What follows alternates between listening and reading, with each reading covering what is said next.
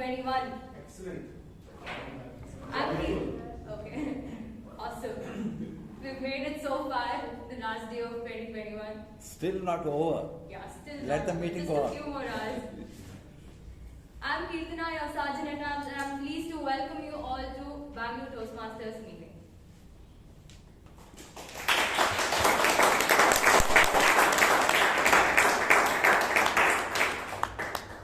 Words are more powerful than swords, so please keep a note on what you speak when you're speaking on any topic. Please turn off your phones or put them on silent. 30 seconds for that.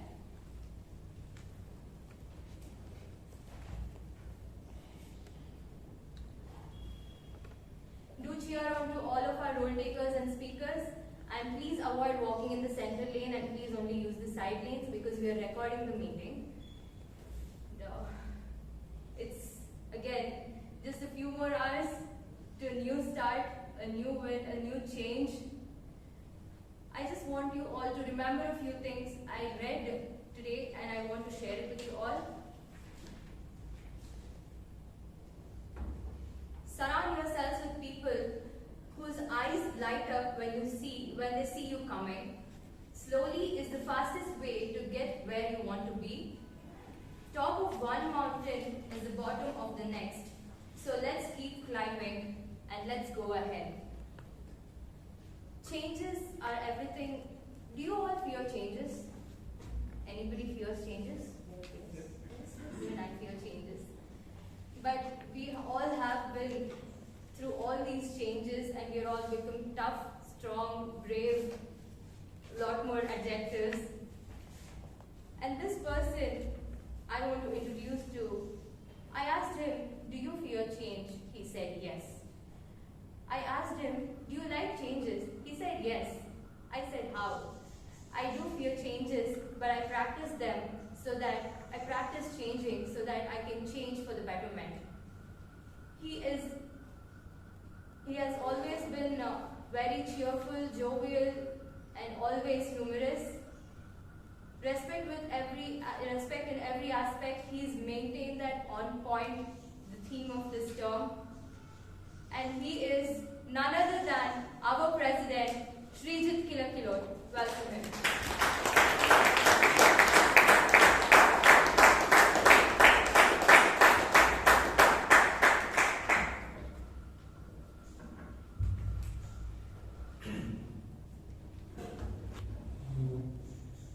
Thank you, Toastmaster Kirtana, for that wonderful introduction.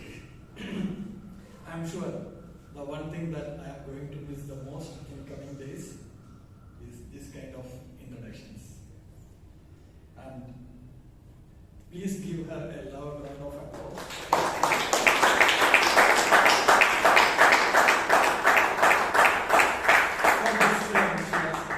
She did all her job or all her roles flawlessly. Thank you to the Toastmaster Kirtana. My dear fellow Toastmasters and distinguished guests, a very good evening. Good evening. Now I declare the meeting number 1305.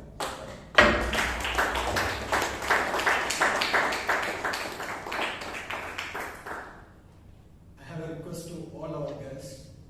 I request you to please stand up.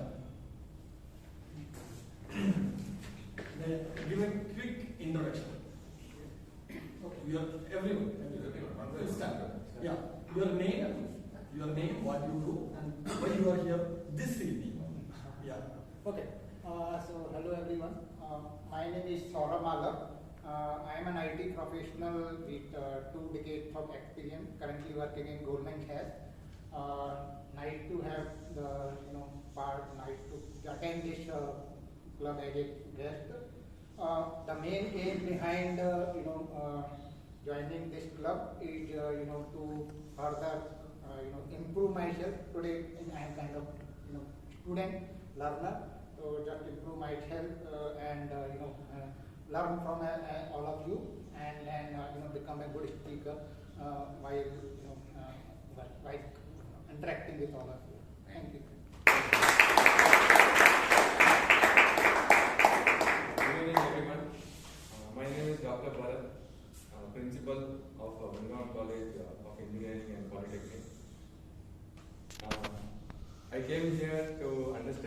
is Toastmaster and how to begin with improve the public speaking skills, how to talk with big people, because we are always welcoming big people in our college for all functions. So how to interact with them.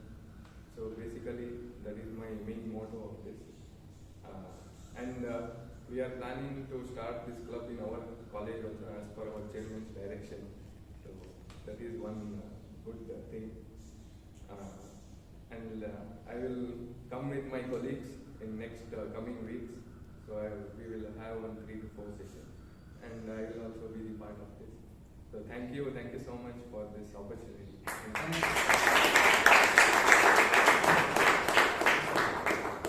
Good evening, everyone. I'm Vasantha. Oh, sorry. I'm Sanjana. Right now, I'm not working anywhere. I'm just self-studying at home in the field of data science.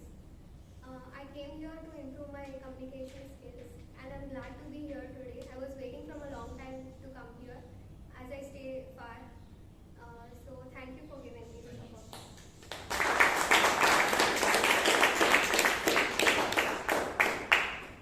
Hi, I'm Vishal.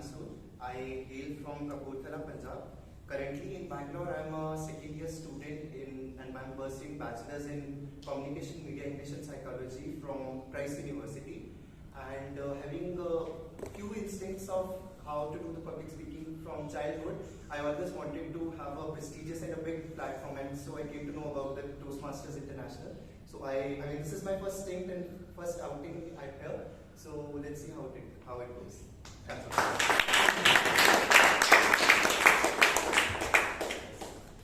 Hello everyone, my name is Vibhor. I have been attending as a guest since the beginning of December. Apart from my office being really close by, is one reason why I'm here today. Apart from that, I'm also enjoying this. I enjoy being a part of this club and watching people speak and hoping to be given an opportunity to speak as well. That's why I'm here. Thank you.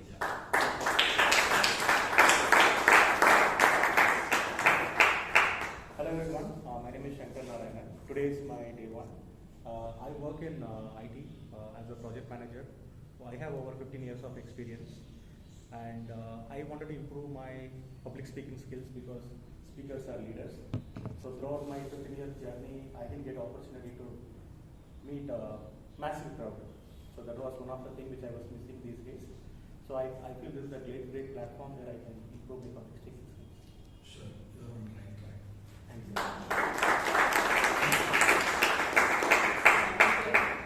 I'm Shiva. I work in pre-benefit organization. So my intention for today is like to listen, learn, and then explore. So this is my intention.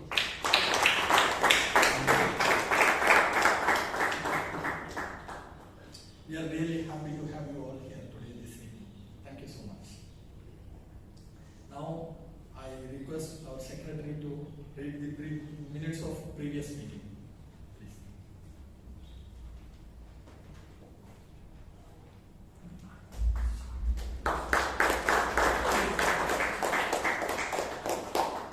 Good evening, Toastmasters and my dear guests. It's this time to say goodbye. This being the last meeting of our term, I'm sure you will be generous enough to overlook any additional time that I take.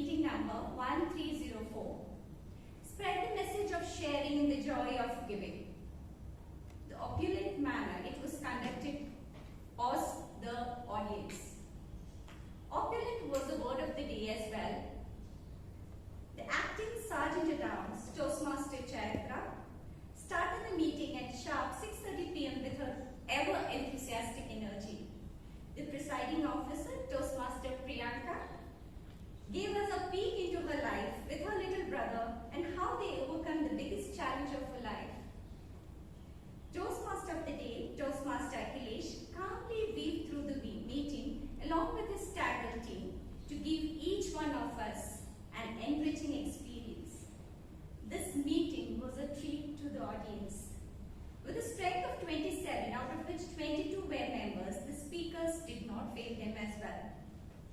The icebreaker of Toastmaster Sanjana was a complete package, and who could say she was doing her icebreaker? Wasn't she the confident one on the stage? Yes.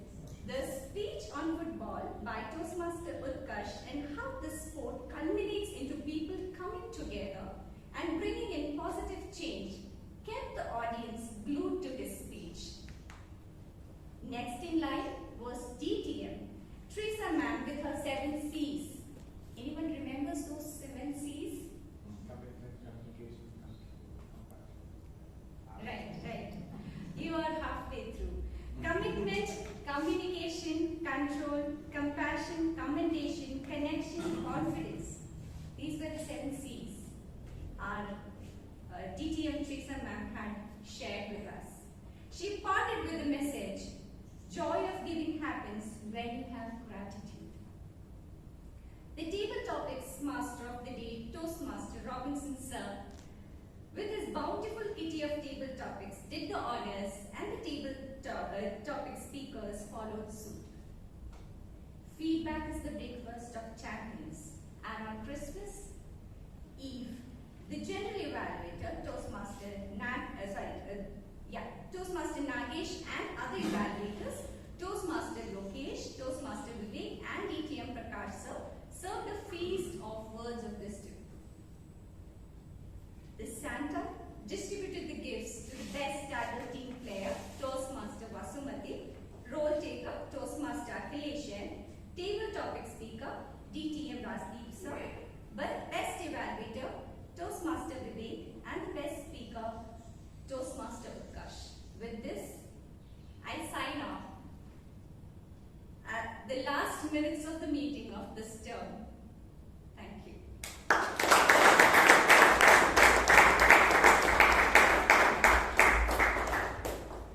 Dear members, are the minutes are in order?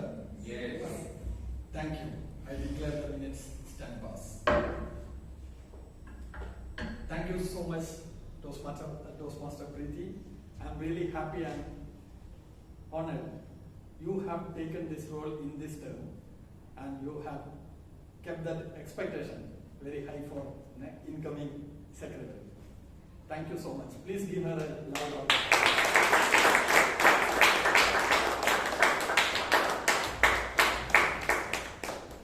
Winds of change.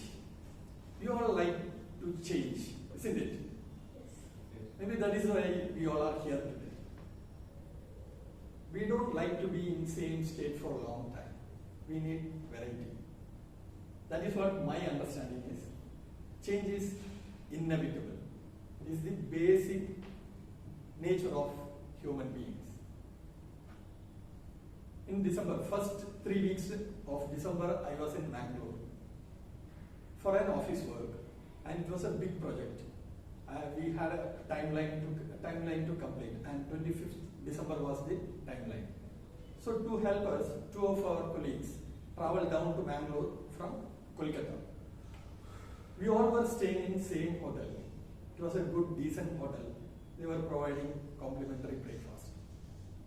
Initially, they both absolutely loved the place, enjoyed the different varieties of foods, especially non-veg, and that yummy fishes from Hotel Narayana, Hotel Girimanjas, and Hotel Machli. After just 1 week, they started complaining the same breakfast which they loved 1 week back. I was surprised. Even though they were served the same items every day, but there were plenty of varieties. They had idli vada sambar, dosha chamandi, and puri bhaji, pav bhaji, upma, kesari bhav, and so many other Bangalore dishes, delicious, like Bangalore buns, goli bhaji, and sajjige bhaji, yeah. And that's not, still so many items were there: sandwiches, bread toast, tea, coffee, juice, fresh fruits, so many items. So I told them, instead of having many things, you have 1 or 2 items in a day. You won't feel boring. But they told, they were telling me when they see every item, their appetite would wash away. So they don't feel like to having it. Then I decided to use my Toastmaster skill to persuade them to have food. I told them, you should practice gratitude. You should thank God for giving you so many varieties of food. There are millions of people out there struggling to get single meal in a day. You two are spoiled brats of this world. It worked like magic. They started having some food instead of completely avoiding it. I felt proud because they have gone such an extent to change the hotel for what I thought is a silly reason. About a week later, even I felt the same. I would be very hungry, but when I saw all the items at the breakfast counter, even my appetite would be gone. And the difficult part was, I couldn't express my feelings. You all remember, right, what all I told them? Practice gratitude, thanking God, millions of people there without food. So I started acting. I was enjoying my food. And many days I went early so that by the time they came, I would have finished my food. I would have had just one glass of juice or some fruits. So that is what I want to say. It's a basic nature of human being. We don't like to be in monotony. We want variety. For the simple examples, many people change their phones very often, cars, maybe houses, and you can fill in the blanks. But what absolutely amused me that 100 years back, Dr. Rajdeep Medley knew about this. That is how I think he beautifully designed our Toastmasters programs in such a way that every 6 months committee changes. So what happens? New perception, new vibe, new ideas comes. And I strongly believe that is one of the primary reasons this organization, Toastmaster, still standing strong. With that note, I would like to introduce the next person coming on stage, who is a good friend of mine, who always supports me, encourages me, motivates me. But I'm jealous of his infectious energy level. So, ladies and gentlemen, please put your hands together for this person who has fire in his belly. Please put your hands together for Toastmaster Guru Vishal.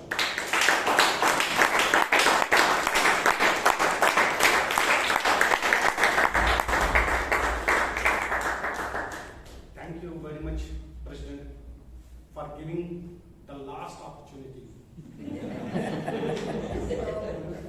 We always have a punch. Like, no, if your punch is the last one, there's a kick in it. Okay. Good evening, Toastmasters. Good evening. And welcome, distinguished guests. Today is going to be the last day of this year. Before getting into the session, I'll tell that our president is really smart. And I just want to tell that he's not only smart, a smart eagle. So why you might have a doubt? I think all of you might know about the old eagle story. Eagle is the one bird which can live more than 70 years. It has got the highest lifespan of all the birds. Unfortunately, after 40 years, the beak of the eagle will become blunt. The feathers got so heavy it stick to its heart and unable to fly.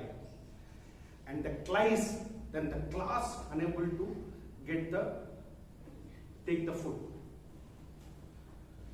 Eagle doesn't have many options. It has got only two options, either to die or to change. Eagle decided to change. What it does, it goes to the highest peak of the rock and start breaking its blood. After that, it takes a lot of time. In fact, 5 months, slowly the blood will, the bleak will come. Once the bleak comes, eagle go back and pull out the claws. And once the new claws come, the claws will go and remove the feathers. And this process, it's very tough. It takes almost 5 months, means 150 days of struggle. After that, eagle again it will born and it will live for another more 30 years. As our president said that change is inevitable. Like him, eagle is very smart. That's where I said smart eagle. And it is not that the strongest will survive. It is not that the intelligent person will survive. It is one will survive that is willing to change. So we have many eagles to come today. So to get into to know who are all more eagles, I would like to just talk about why this about this Toastmaster revolution. For every individual at some journey of their life, they need to change, either in career, education, or anywhere. For everything, communication is the key. 100 years earlier, the founder of Toastmaster revolution, Dr. Rajdeep M, taught about public speaking, and he introduced in Santa Ana from that date to today many leaders. It is not exaggeration at this time, at this point of time. Might be 100 odd meetings might happen across the globe. We can't even count, it can be more, as we have more than 16,400 clubs worldwide with close to 400 Toastmasters. Having said all this, I see a lot of guests over here. A typical Toastmasters session comprises of 3 sessions. The first session is going to be the prepared speech section, wherein you get an opportunity to prepare your speech and come here and present for around about 5 to 7 minutes of duration. And the second session is very interesting session, which is a table topic session, which is an opportunity for a Toastmaster to come on the feet and give a speech for about 1 to 2 minutes.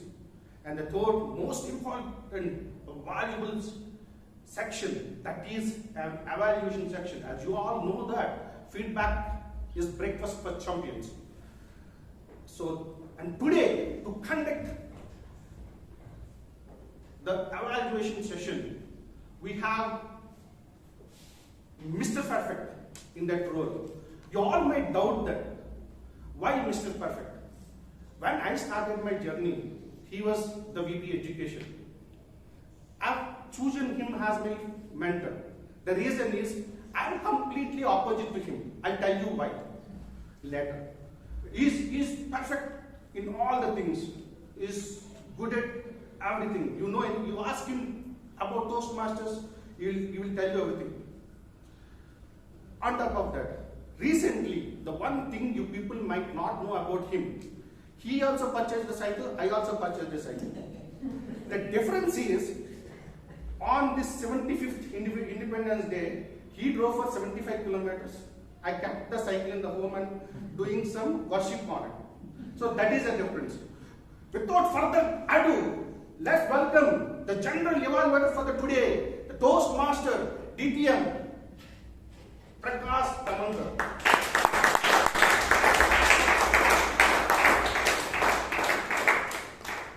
Change is the only constant. is what we constantly hear. One change that doesn't change in Toastmasters is the way evaluation is conducted. It is always given as dinner, not as breakfast, because we have it at the end of the meeting. Any evaluation session is meant to give feedback, and feedback helps us improve. And it cannot be done alone. In a Toastmasters meeting, it is done for all the roles that it takes, right from the beginning to the end. So I will be assisted by a team of evaluators. Of course, there is an evaluator for the speech that is going to be given, and our Toastmaster of the day will introduce him as we progress. But the other role takers are, let me usher them in one by one. First, the timer, Toastmaster Rajan, would you please explain your role? Okay. Thank you, Jack.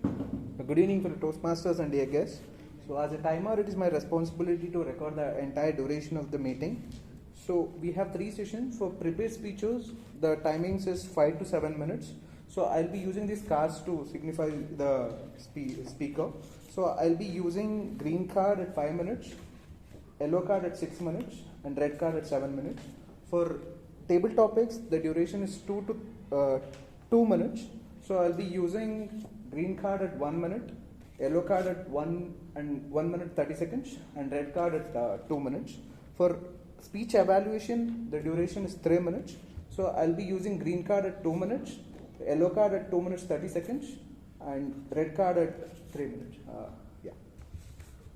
Thank you. Okay. Thank you, Toastmaster Rajan. Now, what do we give you?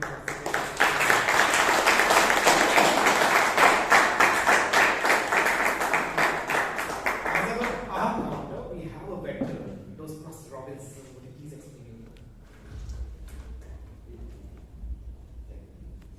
I'm taking 1 minute short. Thank you, Mr. General Evaluator. As an accountant, I'll be listening to your presentations and watch if there are pauses, if you use correct words like or repetitive words, or repetitive phrases, and also use of incorrect words. Instead of using a particular word, you may have used a wrong word according to you. We are here because I can't see my own faults. It's for somebody else to point out my mistakes. Like this. And for guests also, we don't do it. Just for an example, what I do it. Guess Mr. Bharat used the word big to big. If I were in a position, I would have used prominent people visit our college. Prominent. And gentlemen from Crash College, who has come to taste Toastmasters, said, I have come for an outing. Instead of outing, I would have used the word, I have come for a visit to the Toastmasters, to what happens here. That's my role.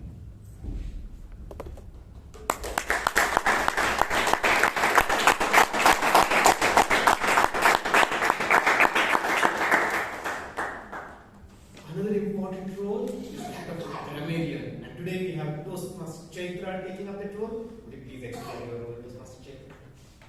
Good evening, fellow Toastmasters and guests. Good evening. As the grammarian for today, it is my role to look for good and not so good usages of grammar and report back to the GE when called upon. I will also be talking about the word of the day. Today's word is ashra. It means to cause or mark the start of something new. For example, the townspeople ushered in the new year with great enthusiasm. I hope to see all of you use the word of the day today. And back to you, G. Thank you, Toastmaster Chaitra.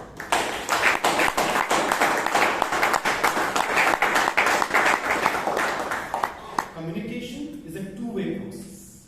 Someone speaks and someone listens. Our listener today, Toastmaster Suma. Yeah, very good evening, Toastmasters. And we arrived at the last day of this year. Hope this gives a new meaning to you all. I'll be checking your listening skills by asking some questions based on the speeches, and I'll be observing all the speakers as well as audience. At the end, I'll be giving you some questions. Let us check how our audience are alert today. Thank you. Thank you, Toastmaster. Let us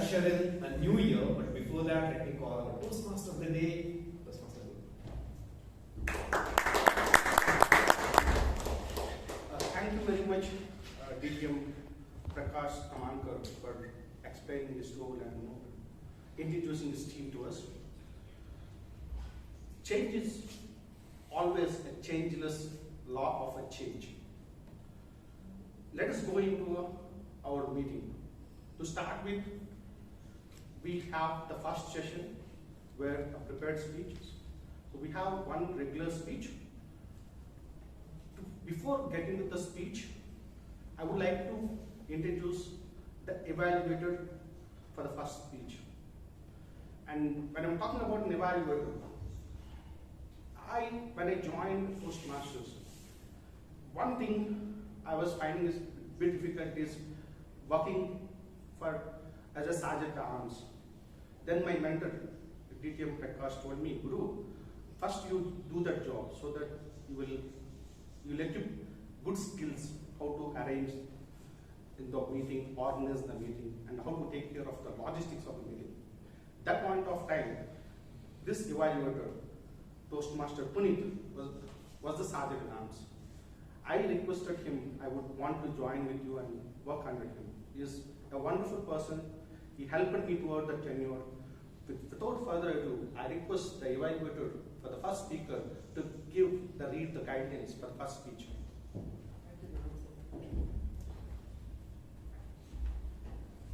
To all the guests, a quick recap of the speaker who's going to come out. So 5 months ago, he gave a speech, a prepared speech, and it was in the online format. And the feedback he got was around using better gestures. Now coming to the guidelines for the members, the member will deliver a well-organized speech at any topic and incorporate feedback from their previous speech, which is about using better gestures. The member may choose the present speech or the same speech, or a revision of their first evaluation and feedback speech, or a new speech. In this case, the speaker is using a new speech. Thank you. Thank you. Thank you.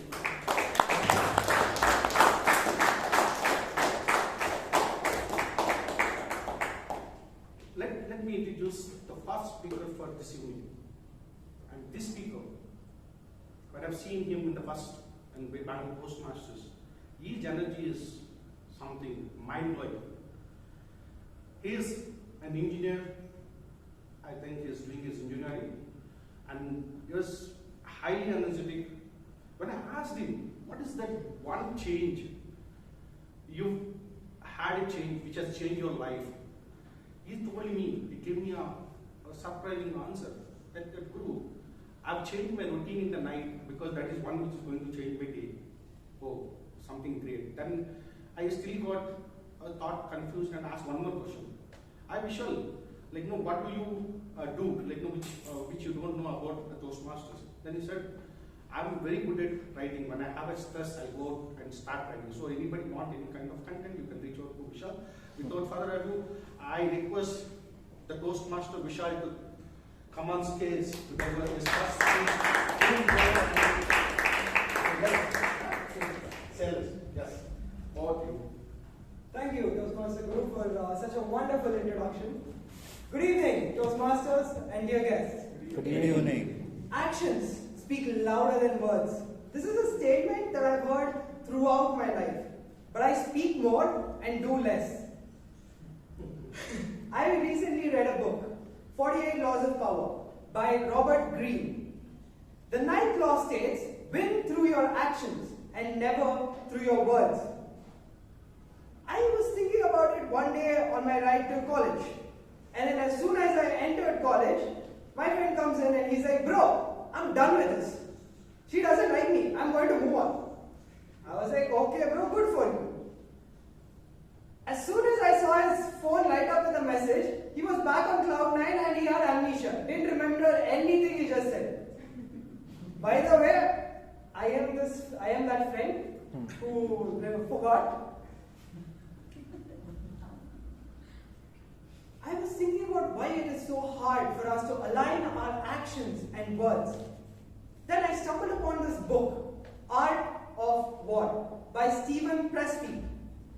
In this, there is a wonderful concept called resistance. Now, this is just a force that is keeping us from doing what we want to do. Like when I pick up a book to read it, I say, no, I am too tired. Now, this is resistance to what I want to do. best way to align our actions is to get over this. A wonderful quote from this book is, we never tell ourselves, I will not write my symphony. We tell ourselves, I will write my symphony, just not today, tomorrow. Thinking about this quote, I was scrolling through Instagram, and reels have become very addictive these days. And there was a wonderful podcast by Jay Shetty. He spoke about what Buddha said when he was asked, what is the greatest mistake that we make? The greatest mistake that we make, he said, was to think that we have time.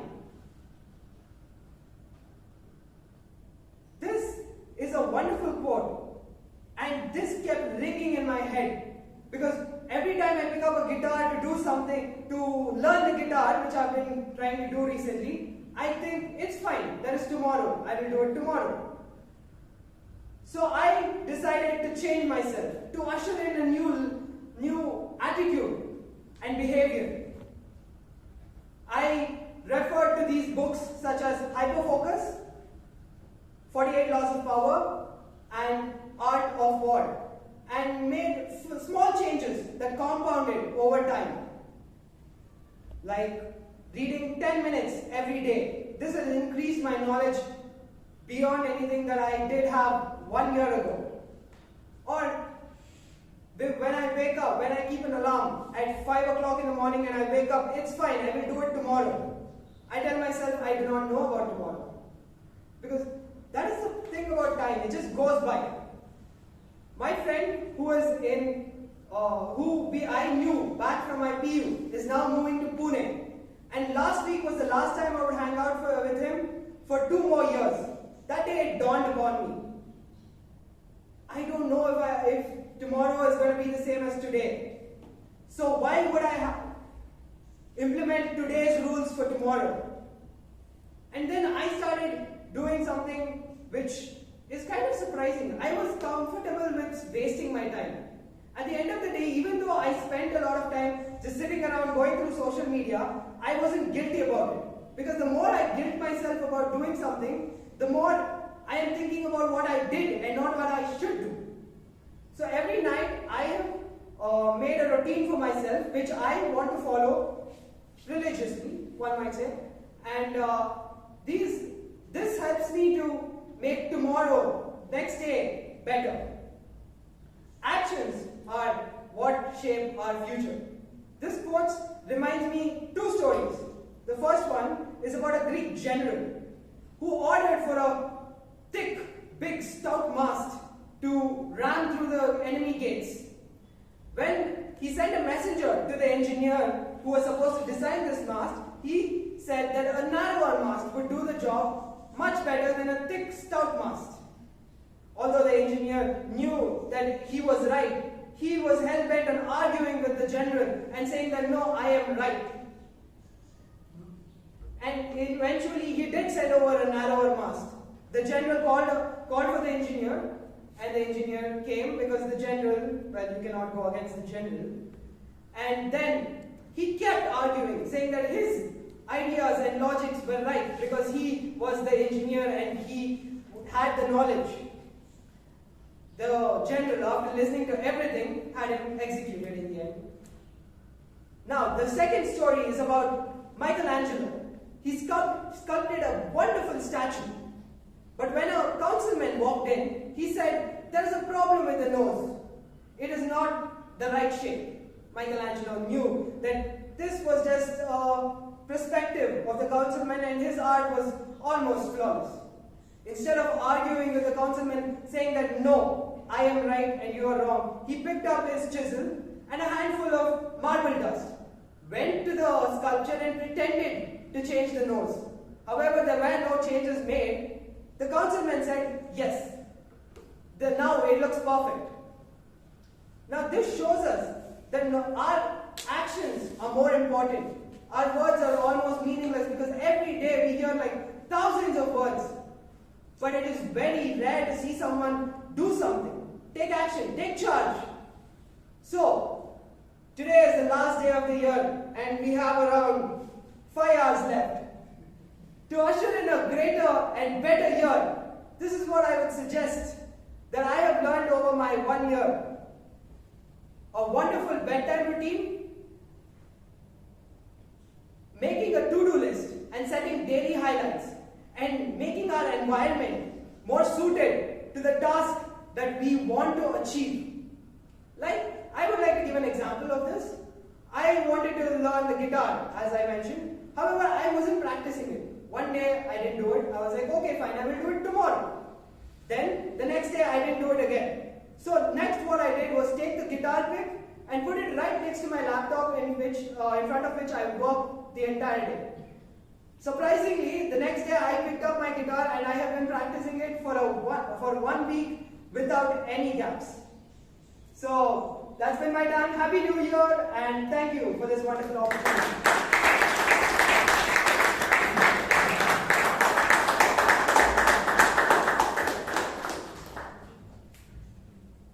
Thank you, Vishal, for a great speech. You understand now, right? He changes his night routine. The reason is is very clear, and it's a great inspirational speech. As I want to understand, how many want to change in the new year? How many want to change your new jobs in the new year? How many want to change a new routine in the new year? People are decided or no? Yeah, so many hands are raising. So great, Vishal. I think people are ready to do it. So I know that actions are more powerful than words. Let us go to an interesting session. And to take through this session, we have a special person today. Why I'm calling him so special? Yes, if last 2 years I've spent a lot of time. If somebody come and ask me, last 2 years, what is the most memorable time? I can always say that I have spent my time with, the time which I've spent with Dr. Rajdeep sir. He's so special. I feel like he's kind of a child. And other side, I can see him like a superstar, he's a celebrity. Then I went and researched it, understood that only celebrities can be like a child. So I always feel honored to spend time with the great gentleman. So to take this session, he is going to give a session on the leadership lessons from the cricket. Without wasting time, let me introduce you, the special person of our club, DTM Dr Rajdeep M.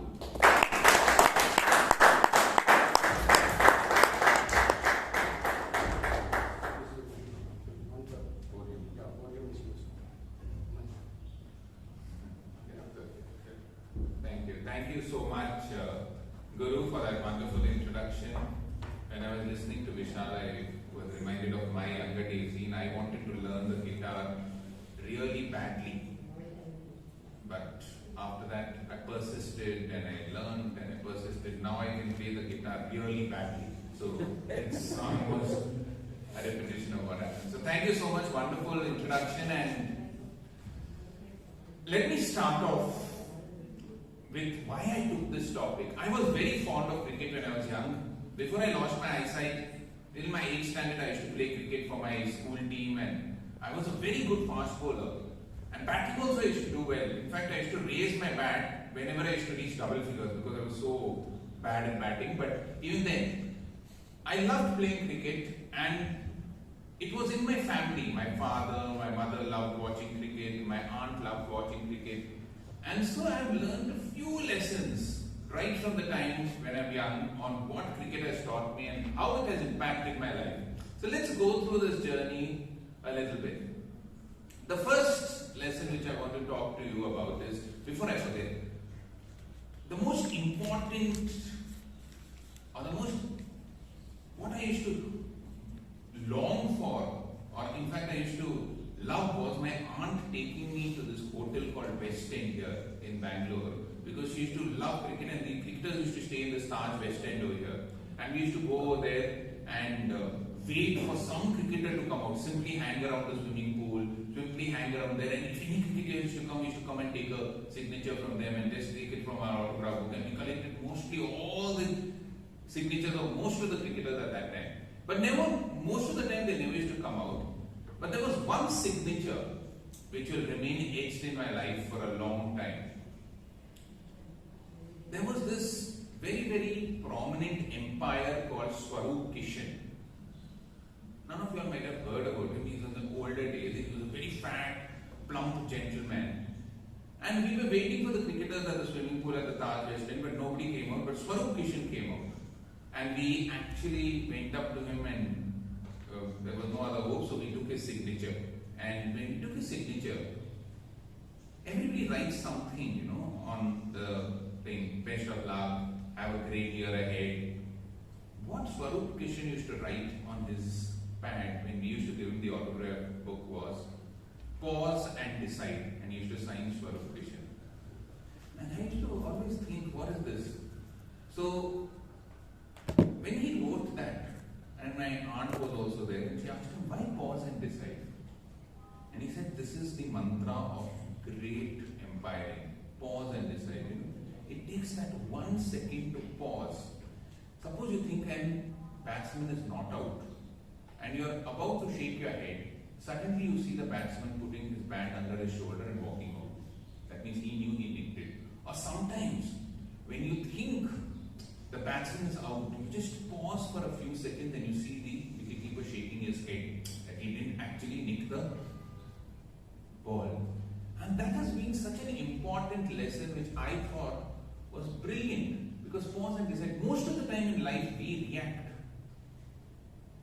Your spouse irritates you, you immediately bark back. Just for a little minute, if you could just pause and calm your temper at that time, might be a big fight can be avoided. You're irritated with your child seeing the mobile, and then you suddenly scream at him without even deciding, and then you suddenly realize that might be he's trying to make a video for you. It's happened with me. So sometimes the key to life is not taking decisions at that spur of the moment. And I think so this lesson has been a pivotal lesson in my life. Pause and decide. Sometimes you just have to make that small pause. Stephen Covey used to say that the difference between reacting and responding is that split second. A reaction happens instantaneously, a response happens where you put that box in front of you. Should I do this? Should I not do this?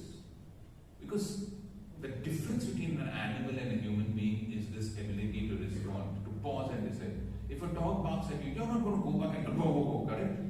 You'll always pause and decide. Is it worth responding at that particular point of time? So that was the first lesson which I learned. Second lesson which I learned. I had the great opportunity of having a few cricketers who studied under me in Jain College. One of them was Manish Pandey, another was K.L. Rahul and Mayank Agarwal. And they never used to come to college, so we used to have these special classes which we used to conduct for them at the end of the year. So they used to come in 10 days or 15 days, we have to finish the entire income tax portion or the entire financial management portion for them. And one person who became a little friendly with me was Mayank Agarwal. So when I used to teach him financial management, or I used to tell him this is the sum which you have to work out. And in between, and these sessions used to be marathon sessions, 4 hours, 5 hours, because they have to actually clear their exam in 15 days, because it's just a little matter. So in the break we used to talk. And at that time, I used to ask Mayank Agarwal, I'd asked him once, and he was interacting with foreign coaches. He had not yet got into the Indian cricket team, he got in very late in his career, but I had asked Mayank Agarwal once, what is the best lesson you have learned, Mayank?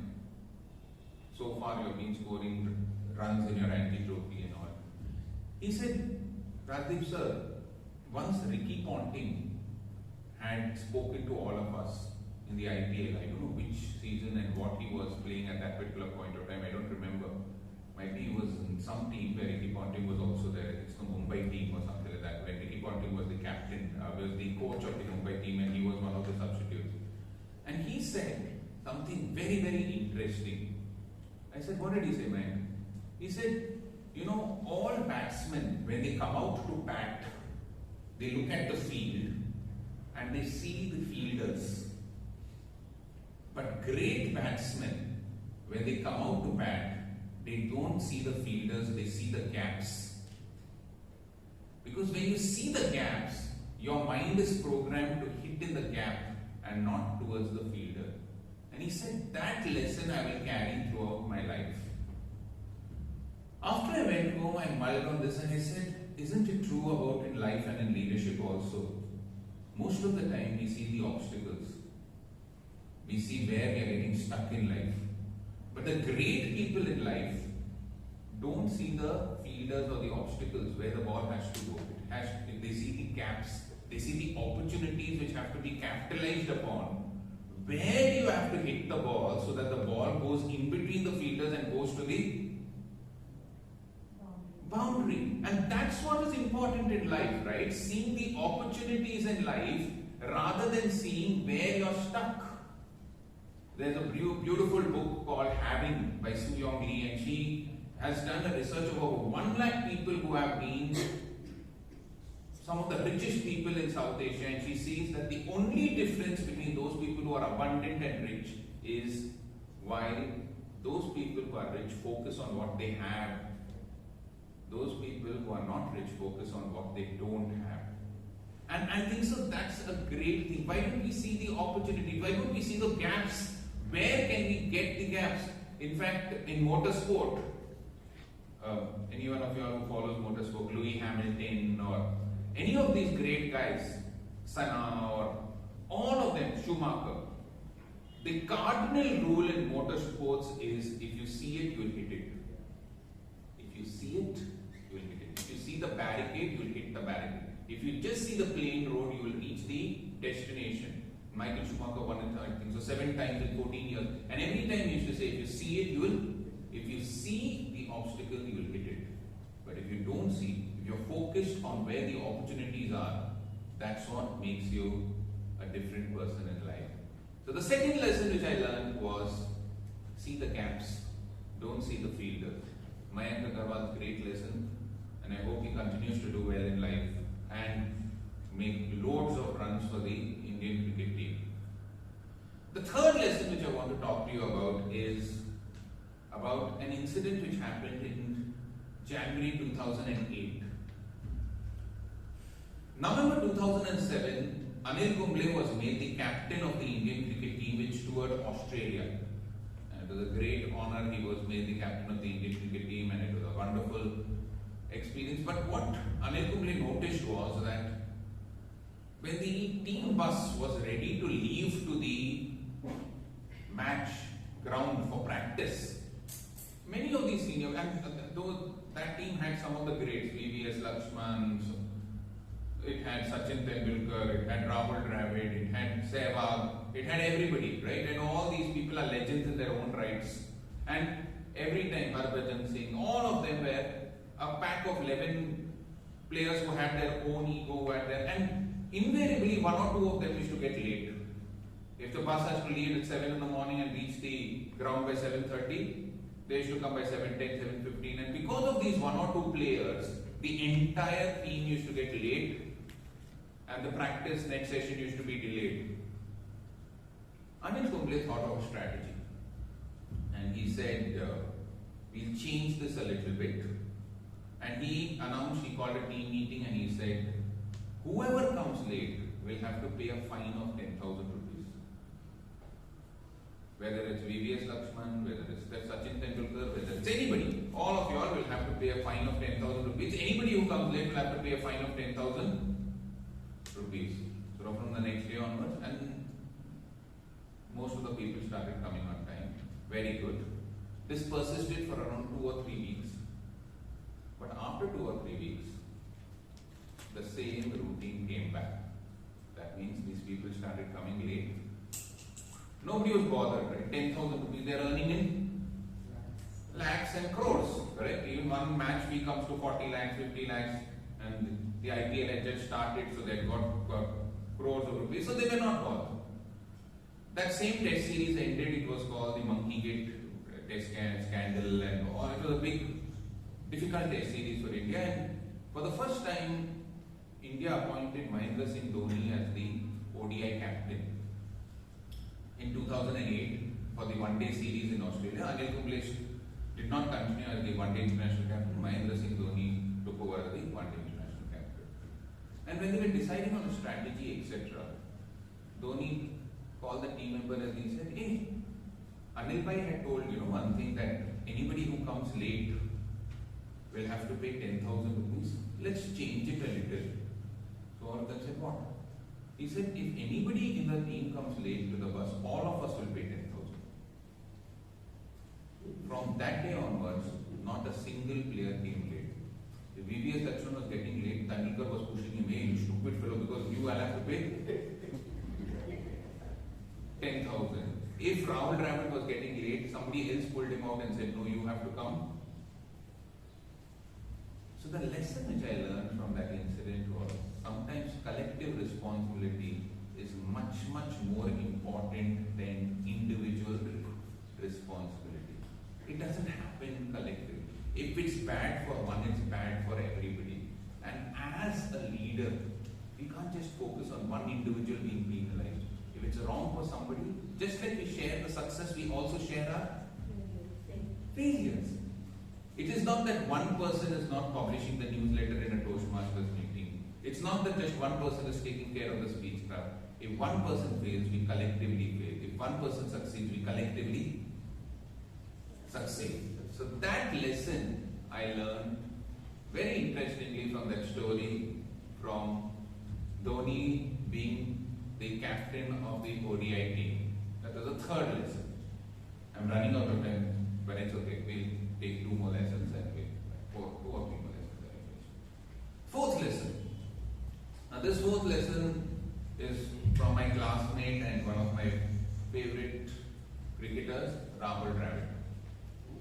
Now Rahul Dravid, I've spoken a lot about him in my other speeches, so I'm not repeating the story which I told earlier. But I'm going to tell you an incident which really caught my eye when he became the coach of the national cricket team. There was an interview which was conducted with Rahul Dravid. Those of you who haven't heard my story about Rahul Dravid and what he did as a classmate of mine, you can Google me up with him so you'll get the story. Okay, but this story is a little different. When he became the captain of became the coach of the Indian cricket team, there were a lot of interviews which were conducted about him.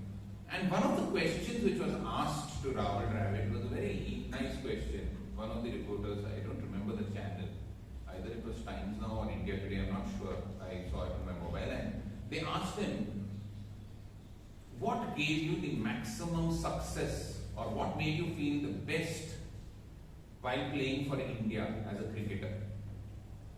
Very interesting question, and I was thinking he'll say when I scored 34 centuries, when I touched 25,000 runs, when I scored 182, being a wicket keeper in a World Cup match.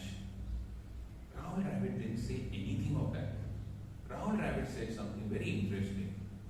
He said, I felt the best and the most successful when I caught a catch and slipped, and when I ran towards the bowler to hug him.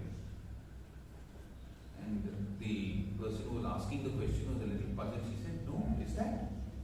So he said, when you score a century, there's only one person to celebrate for you, your non-striker.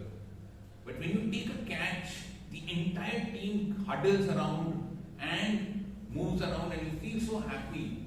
It's so good to contribute to the success of somebody else.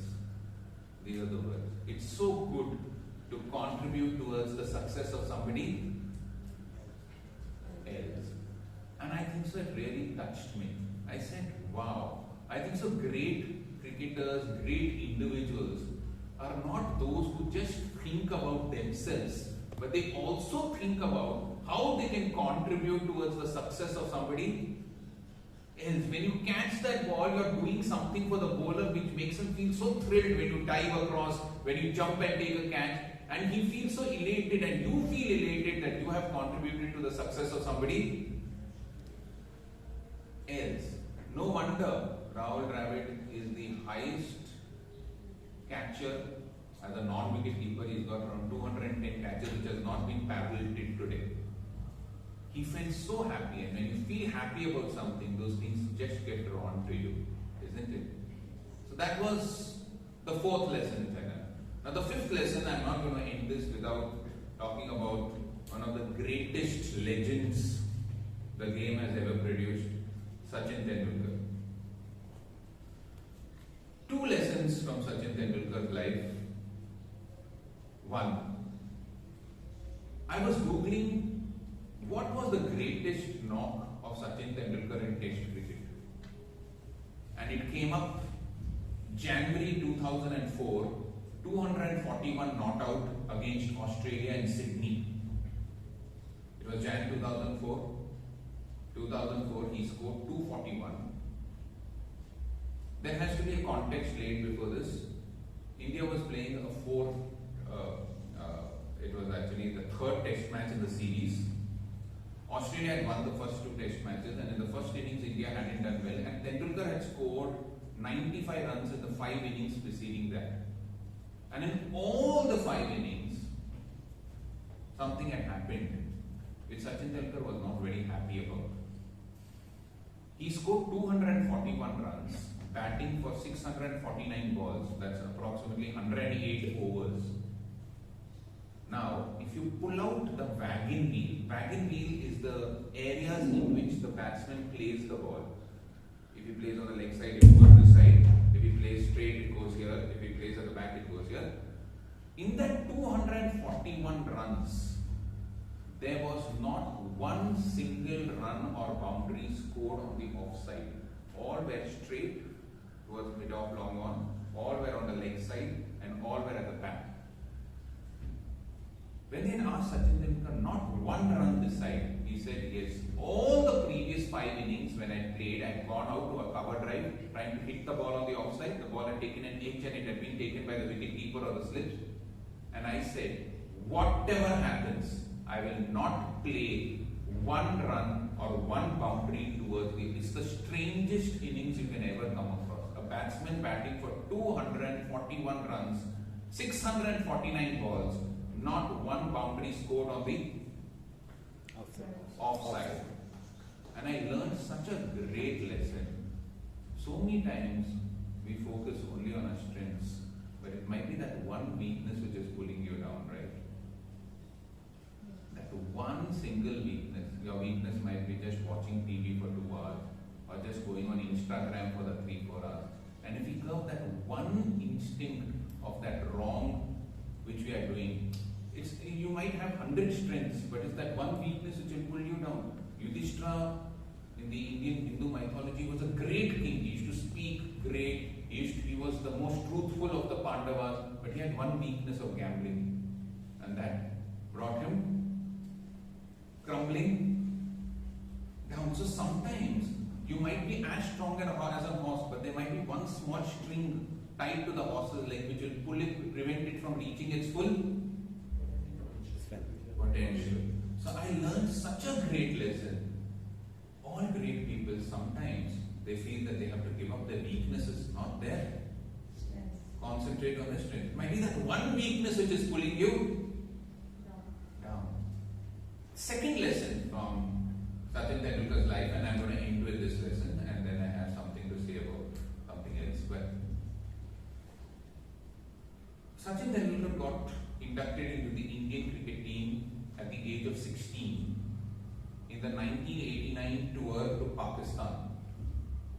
It was his maiden series. No cricketer in India, he was the youngest player to play for India at the age of 16. It was November 15th, 1989 when he made his debut for India. In the first innings of the first match, and it was one of the most hostile Pakistani team and the most hostile Pakistani attack which anybody has ever come across. They had 4 of the fastest bowlers in world cricket: Imran Khan, Wasim Akram, Waqar Yunus and Aqib Javed. Okay, and the pitches were prepared in such a way that they were green tops where the ball flies past you. First match, Sachin Tendulkar scored 15 and 0. Second match, some 28 and 2. Third match he was dropped. However, India managed to save all those 3 test matches because of a person called Sanjay Mandrekar who was in terrific form in that match. The 4th match was at Sialkot, and Imran Khan had told the groundsperson, if you remove even 1 inch of grass from the pitch, I will cut your throat. How much ever inch of that grass is removed, that much inch of flesh will be removed from your body. India failed miserably. We were 0-0. And India played very poorly in the first innings. Pakistan played very well in the first innings and they had a sizable lead. The second innings, India had to bat out the entire last day to save the test match. And the ball was flying. It was absolutely flying. By the 12th over of that match, India was 38 for 4. All the top match batsmen had gone. The batsman and the non-striker, Tendulkar used to come 4 down at those days. And the batsman at the other end was Navjot Singh Sidhu, who was due to get married that year.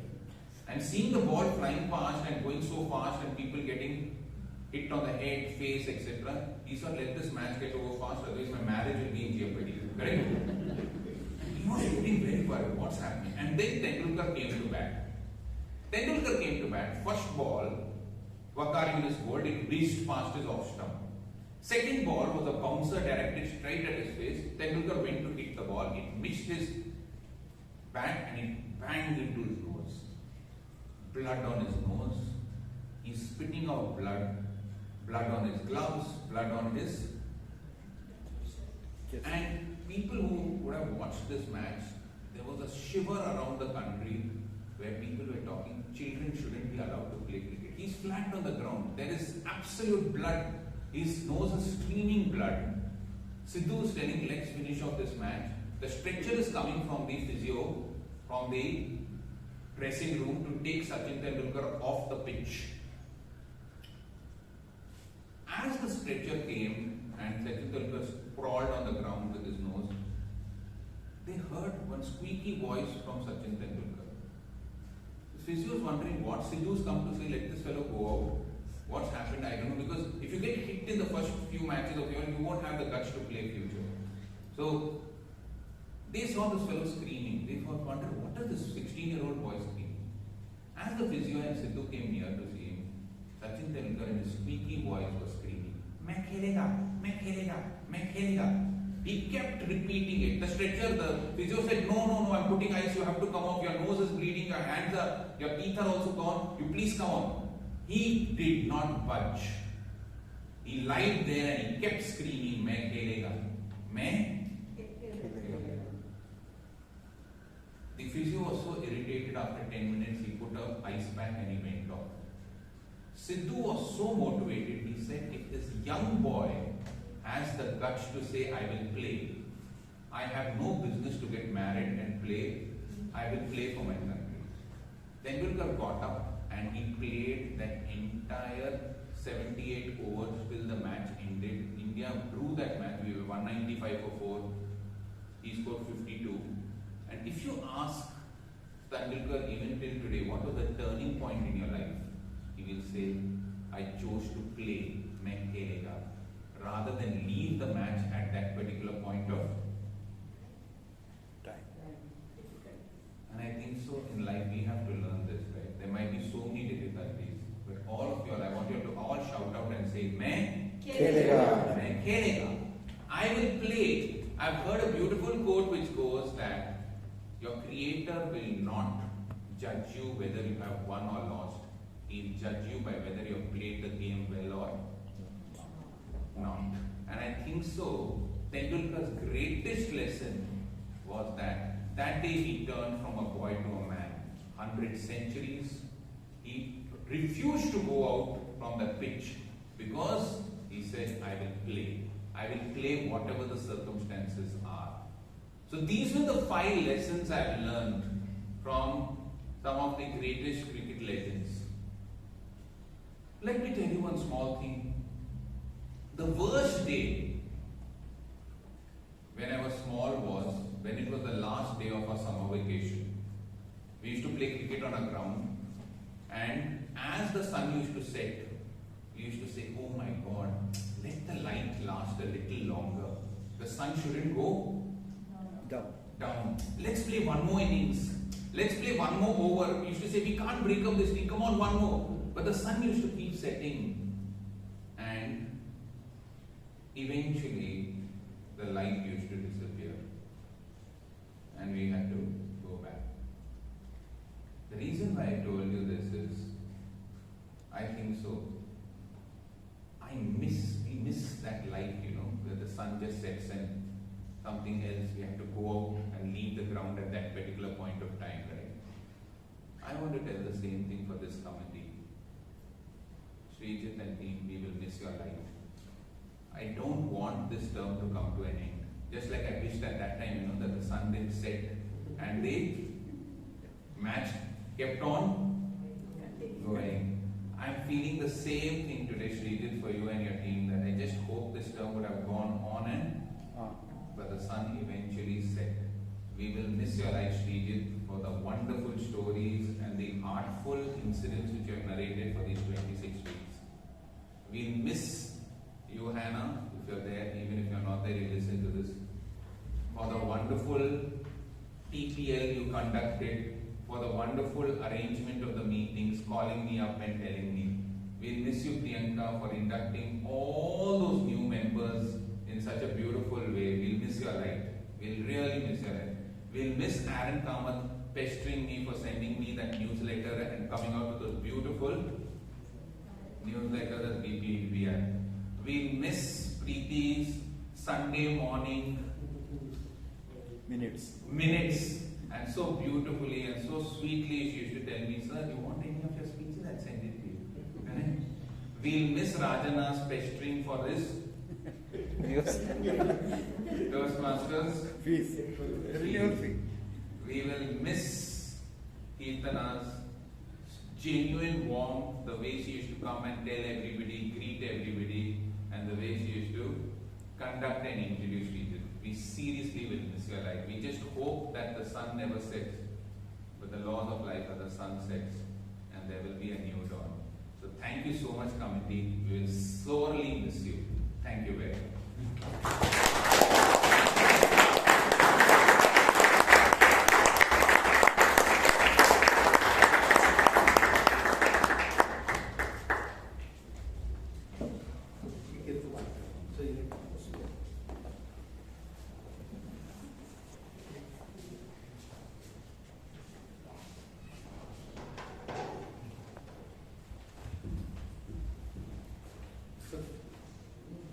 Toastmasters, how do you feel the session?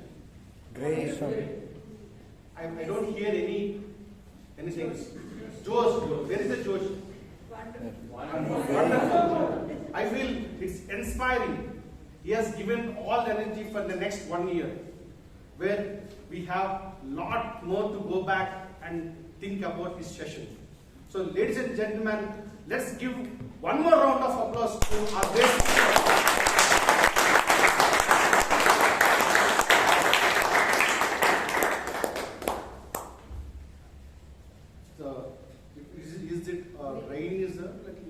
We want to complete the table topic session. No, let's take a break. Break. Fine. Please take 10 minutes break and we'll reassemble for the next session. 5 minutes. 5 minutes break. Fine. I know after a great snack listening to me, it's a difficult thing. But we have very important session. So the next session is the evaluation. Sorry. So yeah. Sorry.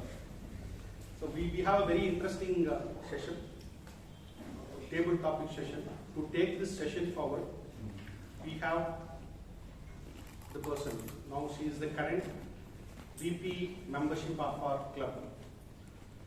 When I asked her, Priyanka, what is that one thing it has changed? She said that, Guru, I used to think too much earlier. Now I start thinking, which has helped me to concentrate on many more things. And if people don't know that she is not only the membership for Bangalore Toastmasters, she is also a VP, like she's also a PR for area B3. She does a lot of work at the back end. She's a highly committed, determined. Whenever I need any help, especially when I want any posters, I'll go to her, she'll help me. And without further ado, please join with me to invite the table topic master of the day, Toastmaster Priyanka Runner-up.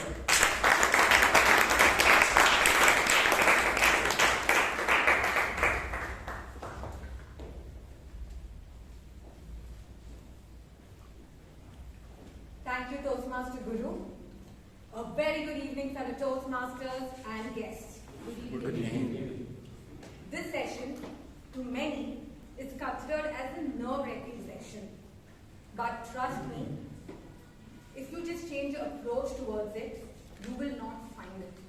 And this is the advice I got from one of our 8th champion table topic speaker of our club, DTM Rajdeep M. So to the benefits of the guest, let me give a small gist about what is the table topic session. Table topic session is a session that helps or trains an individual to think on their feet. Which means that when I present a word or a sentence, in few seconds, what you can comprehend of that is table topic session. So basically, it helps you have a free flow of thoughts. Secondly, how you would channelize and organize them. And thirdly, how would you try to bring them all together and present. For some, it is possible. For some, it might not be. But trust me, if you just take a step towards it, it will be a beginning to usher towards that path. Now, as we come to the end of this year and we are beginning to a new year, my topics will be more on some sayings or quotes by famous people. I feel that's the best way we could end our year and start our year. So, fellow Toastmasters and guests, are you all ready? And I would like to hear a big yes. Big loud yes. A little more louder. Yes. Thank you. So let's start. The first topic. This is a famous Rumi saying. Raise your words, not your voice. It is rain that grows flowers, not thunder. Let me repeat. Raise your words, not your voice. It is rain that grows flowers, not thunder. And I would like to call upon Toastmaster Hannah.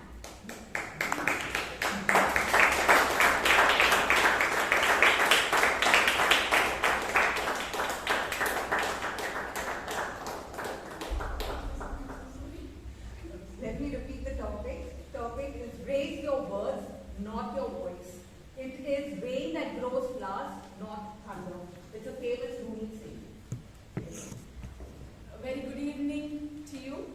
It is an absolute pleasure to see each of you come for this meeting.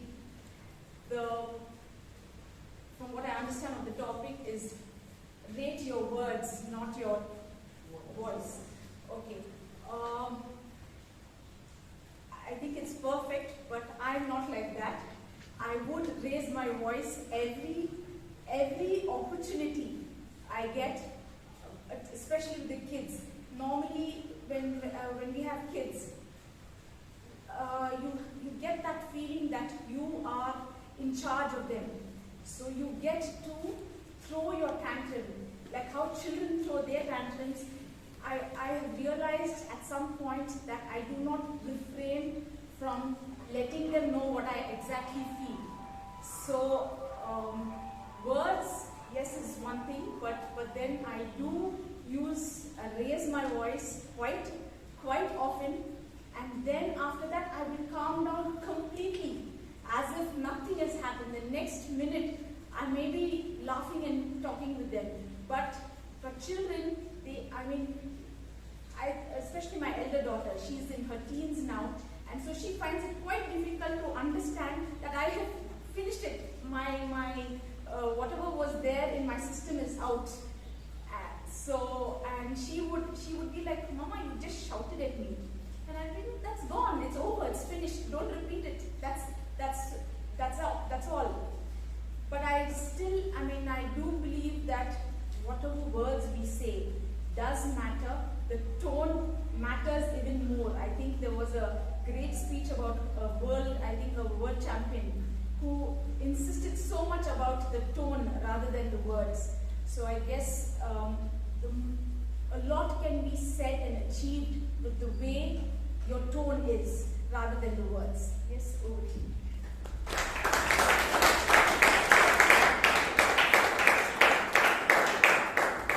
Thank you, Toastmaster Hannah. Yes, the way you tone your words matters a lot. Unknowingly, we all raise our voice, thinking that's the best way. Okay, the second topic. Excuse will always be there for you, opportunities won't. Excuses will always be there for you, opportunities won't. I would like to call a guest Bangalore. And for the benefits of guests, let me tell you, its table topic session is for 2 minutes.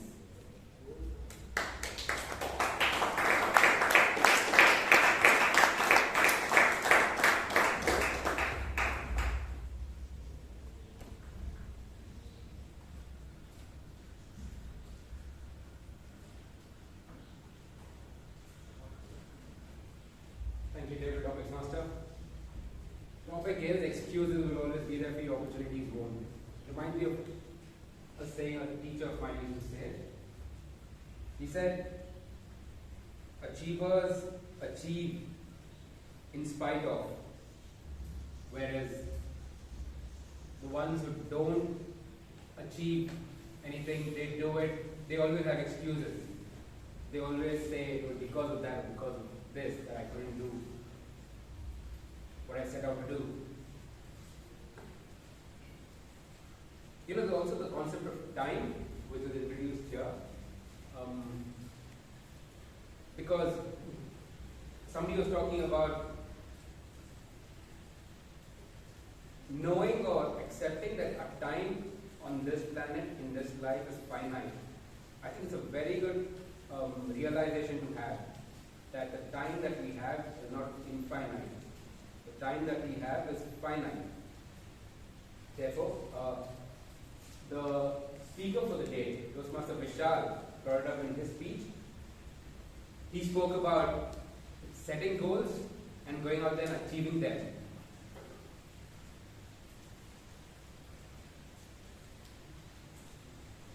And I think a lot of us have already, a lot of us in this room are at an age where we've seen that we cannot keep postponing what we want to do forever. We have to take that first step towards achieving what we want to achieve. Therefore, excuses will be there for you, but you have to overcome them. The opportunities that knock might not knock twice. Like Sachin Tendulkar's example in Rajdeep's first speech. I mean, for all you know, that could have been his last game. But he said, "Main khelega." So, opportunities don't wait. You don't wait either. Take your opportunity. Thank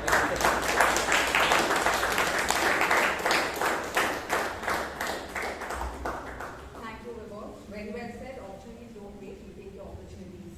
The third topic. A very famous saying by Warren Buffett. Do not save what is left after spending. Instead, spend what is left after saving. Let me repeat. Do not save what is left after spending. Instead, spend what is left after saving. Toastmaster Adam.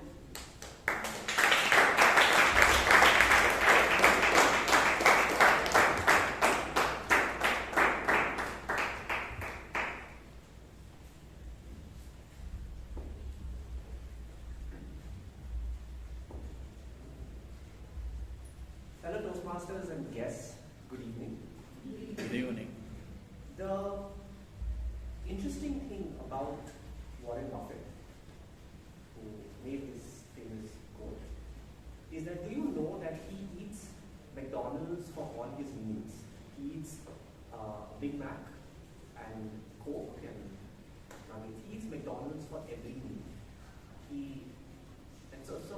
ask them, they say, you're around your 90s, and how have you, managed to do this? And don't you worry about a healthy diet, a stable diet?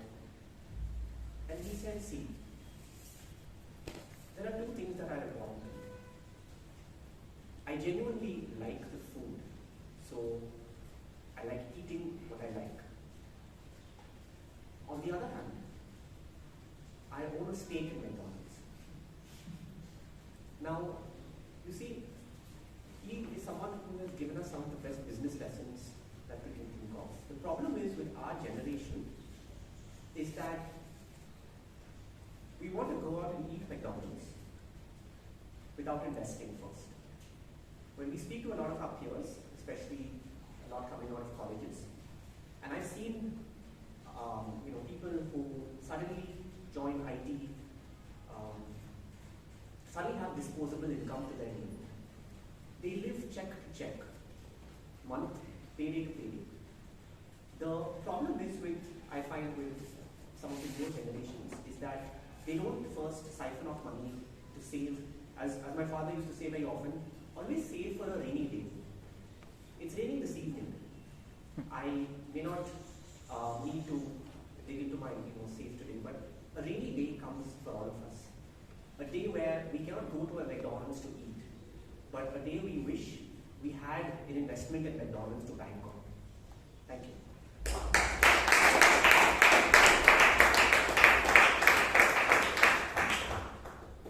Thank you, Master Alan.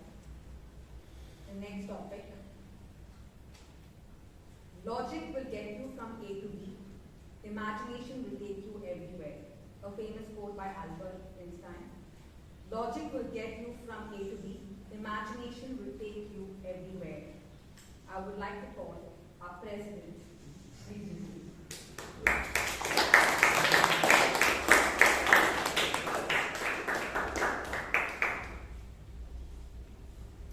Good evening, Toastmasters and guests. Logic will take you to A to B. Actually, I always believe I am a very logical person. I get convinced if somebody says me something logical. Otherwise, I'll be having in my mind it is not correct. I am doing it's not correct. But recently, it was my learning that everything will not work according to logic. Something else happens, but that is what my recent understanding that everything you cannot take it through logic. Beyond that, something is there. So through that, your work will get done. Maybe it is a omnipotent power or something like that. Nobody knows when this tsunami came. Nobody knows this corona came. So all these things, nobody can explain you through logically how it is happened.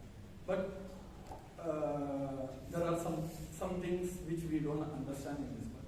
So this is a new learning for me.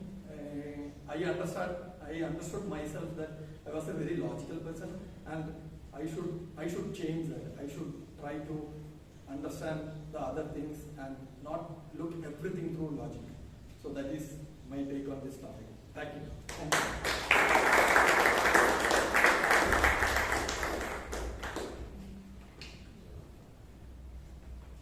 Next topic. Focusing is about saying no. A quote by Steve Jobs.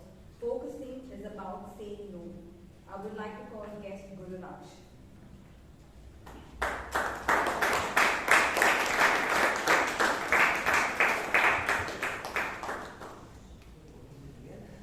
Focusing is about saying no. Focusing is about saying no. Okay.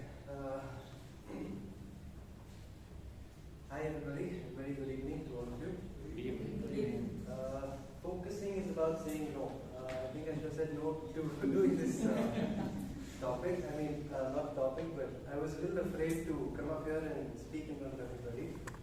But I think what I understand with this statement, focusing is about saying no. I'll just bring out my understanding of this. I think saying no is also important sometimes, but we cannot go on saying no to everything in life. Sometimes we just need to take that step. We need to take that stand. We need to allow ourselves to take that, jump or take that first step in order to go front, in order to see ourselves somewhere. I think saying no is sometimes difficult as well. Saying yes is very easy. If someone comes and asks you something which you don't really want to do, you say, okay, yeah, I'll do it, okay, yeah, I'll do it, and you end up doing things which you don't want to do. But then it takes a lot of effort to say no sometimes. So I think like two sides of a coin, saying yes and no is important. You just need to decide when you really want to say yes, and when you want to say no, you just say it. So yeah, I think that's all for me.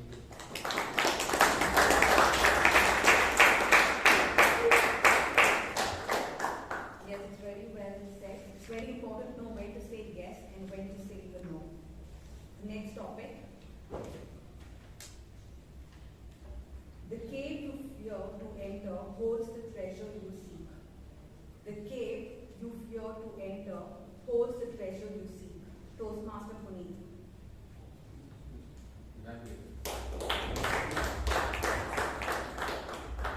Since we are few in number, I would call even the room because for table topic. The cave you fear to enter holds the treasure you seek. So the book Resistance was mentioned by Vishal earlier, and one of my lessons from that book was what you resist the most is where the biggest of your growth is. And so what I created for myself really long ago was a decision metric.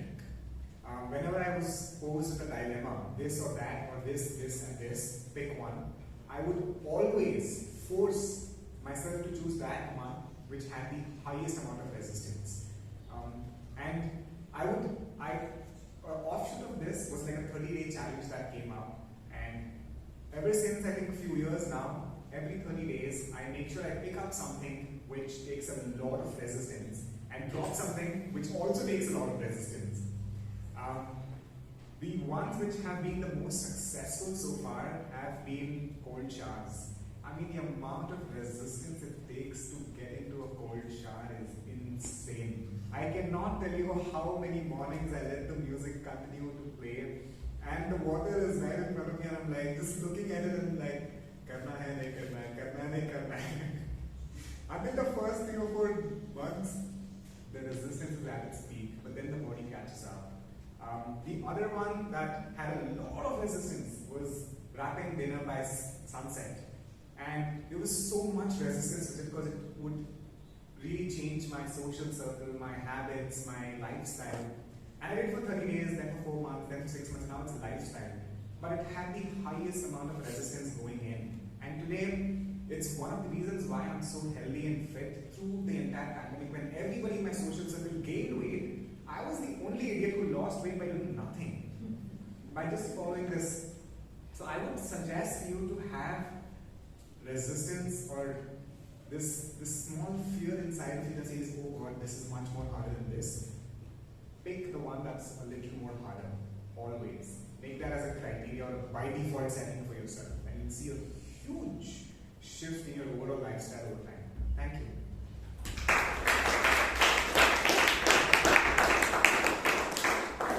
Thank you, Toastmaster Puneet. Yes, eventually resistance as it is at its peak and later your habit.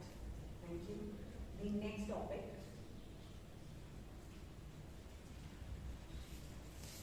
I walk slowly but never backwards. I walk slowly but never backwards. This topic goes to Toastmaster Suma.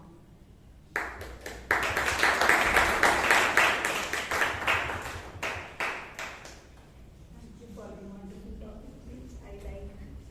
So, very good evening, Toastmasters and dear guests. Walk slowly. I walked slowly till 40 years. I never looked back. But I started to walk fast now, which made me to push me from that comfort zone and come out and say, hey, you can do it. This is possible for you. I am possible. Those affirmation statements, which made me to realize, go to the self-discovery and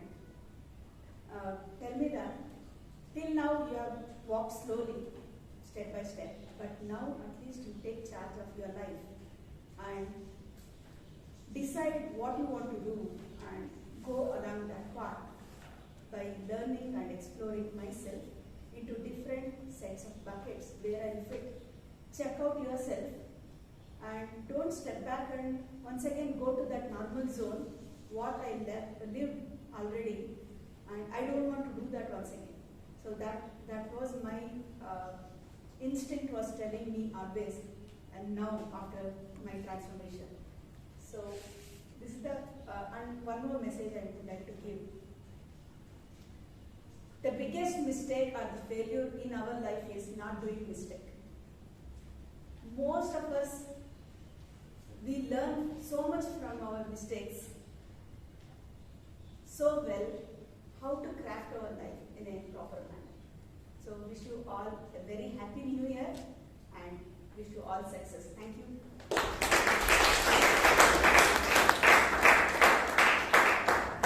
Thank you, Toastmaster Sama. Yes, self-discovery is very important at every stage. And now we come to the end of table topic session. I would like to thank each one of you and wishing you all a very, very happy new year. Over to you, Toastmaster of the day. Toastmasters, how do you feel the session? Great. So give a huge round of applause to Toastmasters. She stopped overthinking, but after listening to the topics, I felt she's still thinking. The topics are so electric, so everybody came here and spoke. Now we have a final session, and that is evaluation session. And to take this session, we have our Mr. DTM Dr M.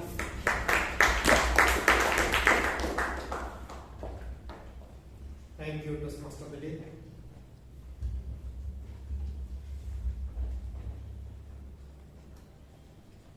It's time to have our dinner now.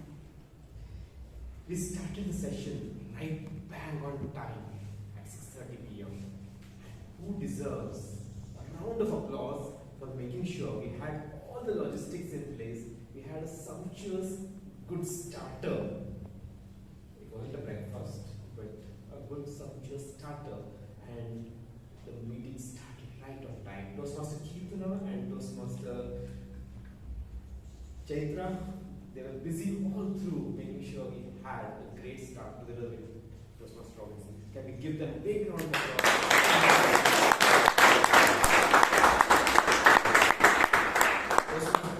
We started the meeting right on time, made sure that we had all the right boxes ticked off, all the instructions right there in place.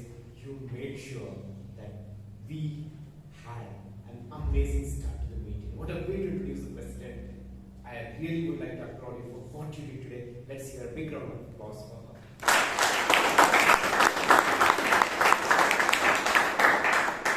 Only a small suggestion for someone who does that role in the future, try to bring the energy up. Because when we bring the energy up, when we hand over to the president, that energy carries throughout the meeting. So vary your pace, bring that energy up, because that's what will make sure we have that energy throughout the meeting. If you had the energy, but bring it up further. If you do it again, but anyone who does that role again, bring that energy up. Let's hear a big round of applause for us. Presidential address, as usual. Something that I look forward to every time I come is that inspirational personal message from our current president, Toastmasters. As DTM Rajdeep said, we would never want that sun to set, but it is, unfortunately, the last session that we will have his inspirational address. Let's hear a big round of applause for our president, Toastmasters.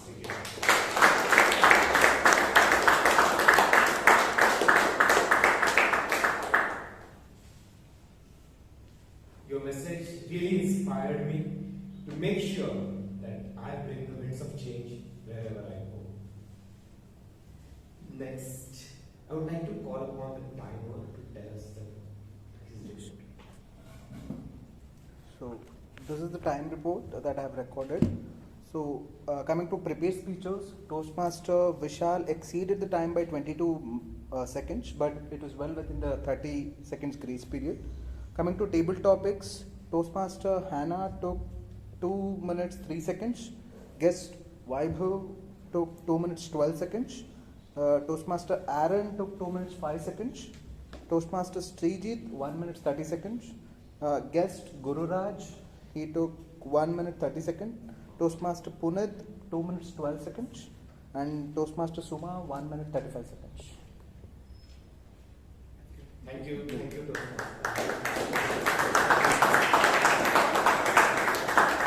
Next, may I request our listener, Toastmaster Suma, to come up and ask the questions.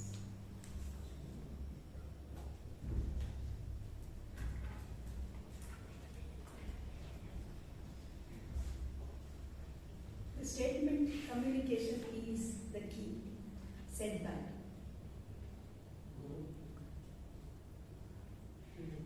action speaks more than words. Vishal. What is Jay Shetty quote? We still have time.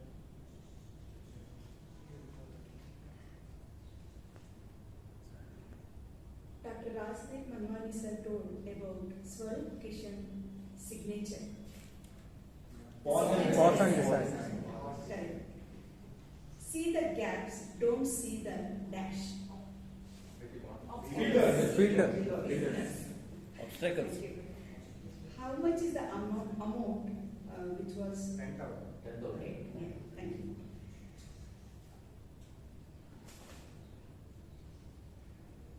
Rahul Dravid famous lesson. Make killing. Rahul Dravid.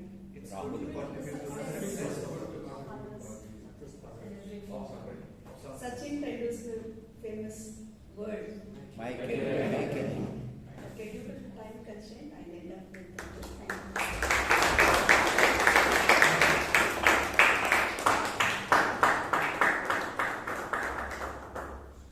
So you played. Thank you for playing that listener Toastmaster Suma.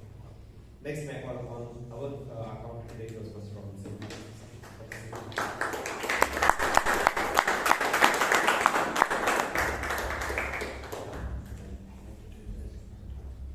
Yeah, our counter. Kirtana, 2 short pauses. Srijit, 1 short pause. Saurav, use the word, repeat the word the, you know, and. Preeti, once. Suma, how our audience are alert.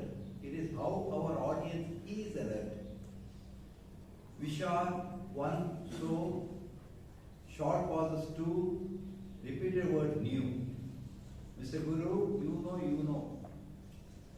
Mr. Rajdeep and Hannah, okay, used once. Mr. Rajena, though you stood up for only 1 minute, you used so twice. Thank you, sir. Thank you.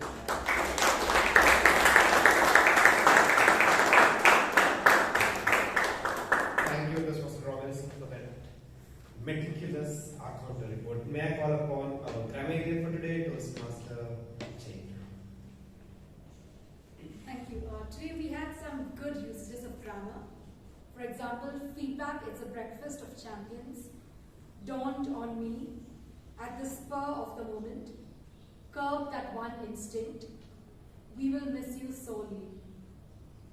There was also scope for improvement. He is kind of a child, could have been he is like a child. From the time when I'm young, could have been since the time I was young. In the break, could have been during the break. Made me to realize, could have been made me realize. As far as the word of the day is concerned, Toastmaster Vishal used it twice during the speech. Back to you, G. Thank you.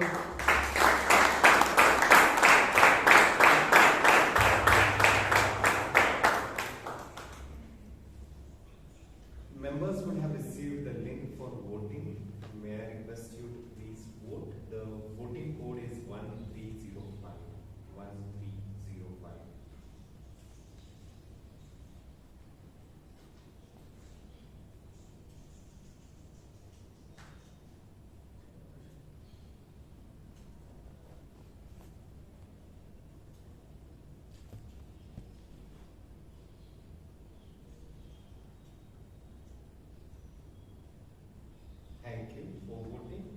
Next, let us get into the prepared speech section, which was something that we enjoyed.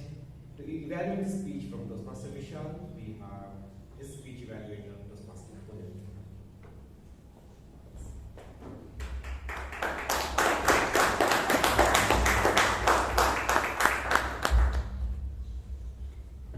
Dear members and guests, and Vishal in particular, happy evening. A few amazing things. I think 4 points that I want to make. But before that, kudos to Vishal for recommending us 4 books and also using the word with it twice, like the grammarian mentioned. A few things about gestures, because that is what he was focused on.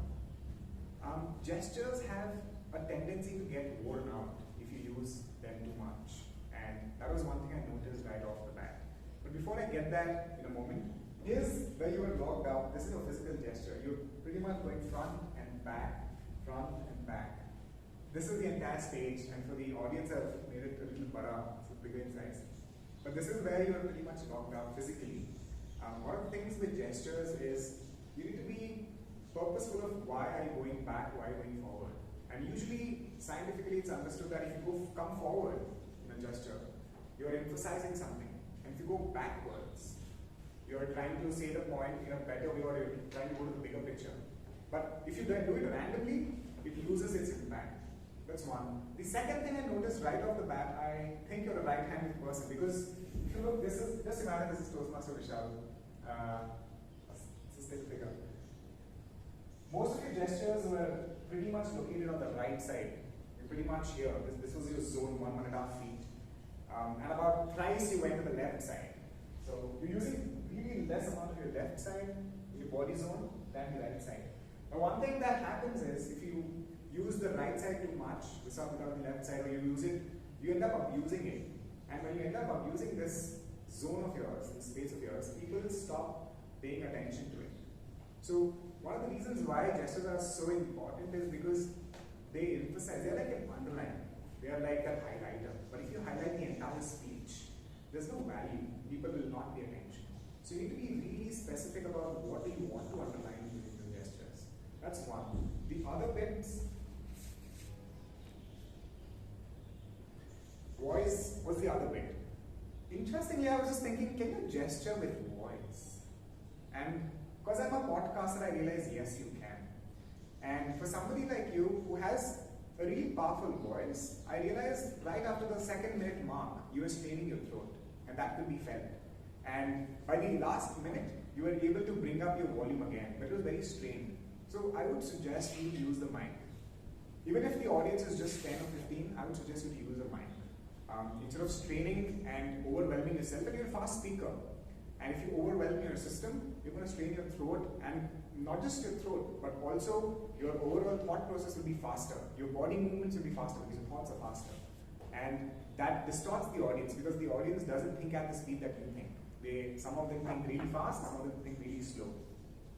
I may take another minute timer just to run through, and I'm the only evaluator. So, another bit that I want to emphasize is, when you're listing multiple books, multiple people, there's an interesting thing in Jam, just a minute, where you have to establish who's who before you say anything about them. You did that with Robert Greene, but you did not do that with Jay Shetty and Hyperfocus. Now, a few of us know Jay Shetty here, but not everybody knows Jay Shetty and Hyperfocus. So just a quick 1 or 2 word, hey, is a motivator, hey, is an Instagram influencer, or hey, this is Hyperfocus is a book, would have made a big impact for everybody else. It would have made everybody else who may not be up or a hip person with Instagram and books, self-help books, get into the conversation that you're trying to have with them.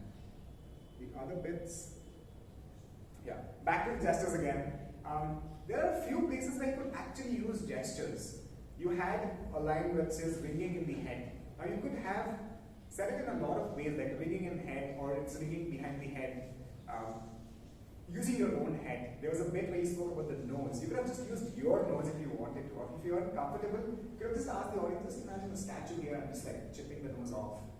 Now, you're not just gesturizing, but you're also activating their imagination, and that's really beautiful. Thick versus narrow. You were doing thick versus narrow here, but I could not make it out. So when your name is Vishal, you have to have bigger gestures and a bigger audience, a room wise like this. In a smaller space, a smaller gesture is enough. But as the stage and the place becomes bigger, make sure your gestures become bigger. If there isn't any projector that's making your room more than life size. Bedtime routine, one of the most beautiful spots where you could use is a listicle. If you have a listicle in your speech, you can use your fingers beautifully. And a bedtime routine bit of your speech was where you could actually use 1, 2, 3, 4. That's about it. That goes really well. You try to do that early in the speech when you're trying to tell the 9th point, but that didn't really get communicated because your fingers weren't right used.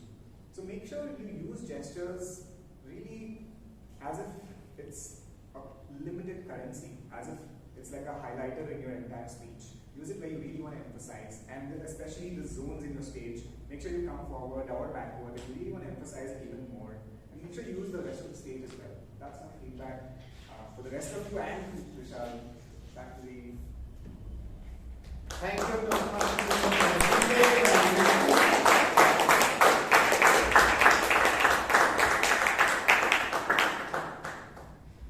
It was pretty detailed, Toastmaster Puneet. Thank you for that. The only suggestions that I had for you were 2. One was regarding the timer. 5 to 7 minutes is what you should mention as part of the objectives. It will help the timer in the beginning, which you probably missed while reading out the objectives. Keeping to the time is critical, even though there is only one speaker. It was accounted for that there will be only one evaluator and that the time will be only so much.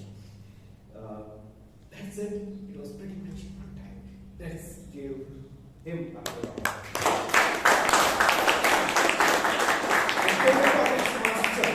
Confident, simple, with beautiful comebacks. She made sure everyone would speak here with comfort. What does she deserve for doing such a amazing job?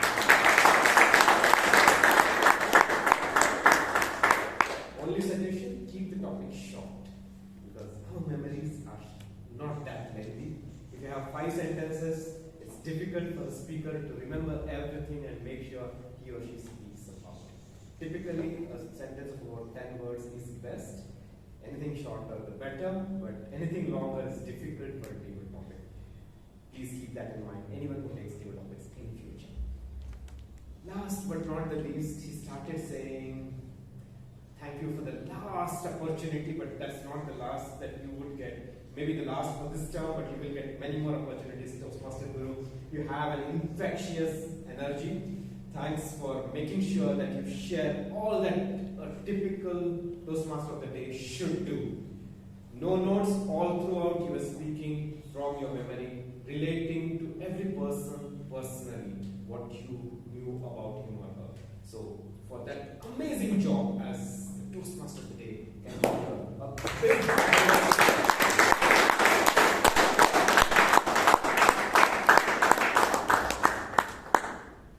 one request, let there be no more without further ados.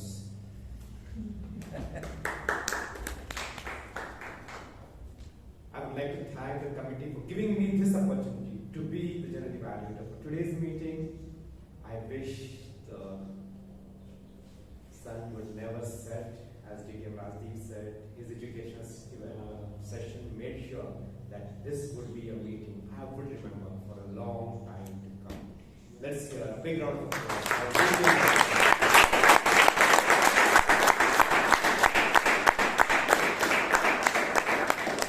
It's time to usher in the new year with our president, Toastmaster Sri.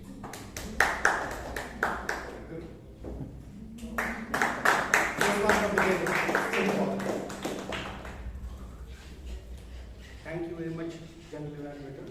So, how do you feel the evaluation if Mr. Perfect is evaluating the entire session? It is, huh? One more word. Perfect. Yes. Please give a huge round of applause to DTM Dr. I request all the Toastmasters to kindly vote for the best role takers. And I would like to thank the committee for giving me an opportunity, and also I thank the whole committee, as everybody said that the sun is going to set. So after 6 months, term is going to end. And also, I want to give my best wishes to the new committee which is going to come in. And with that, I would like to hand over the stage to the President, Toastmaster Sriji.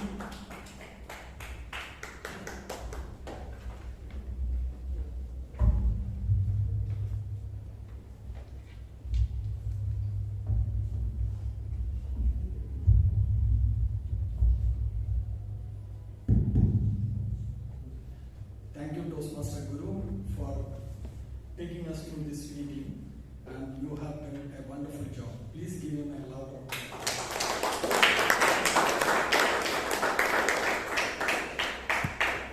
And once again, I would like to thank all of you for being here this evening, and all the role takers, speakers, and evaluators. And special thanks to DTM Rajdeep sir for giving us that, showering us with his wisdom from cricket. Thank you so much. Even I love cricket so much. Thank you so much, sir.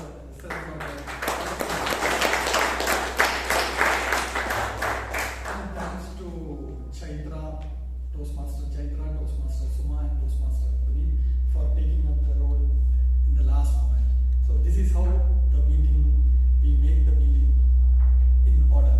So without your support, it wouldn't have been possible. Thank you so much. Now I think it is time to announce the winners or give away the awards. Best tackle team player goes to Toastmaster Chaitra.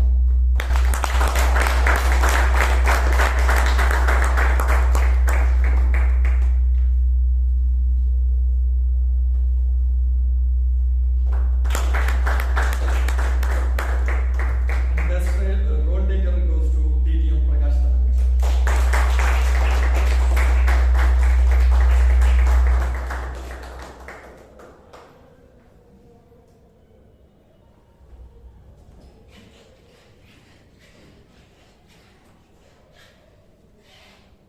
Best table topic speaker goes to Toastmaster Puneet.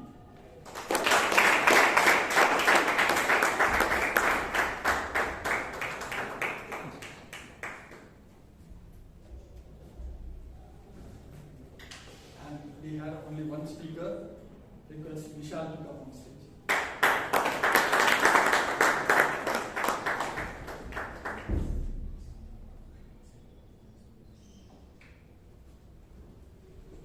And the evaluator, Toastmaster Puneet. Once again.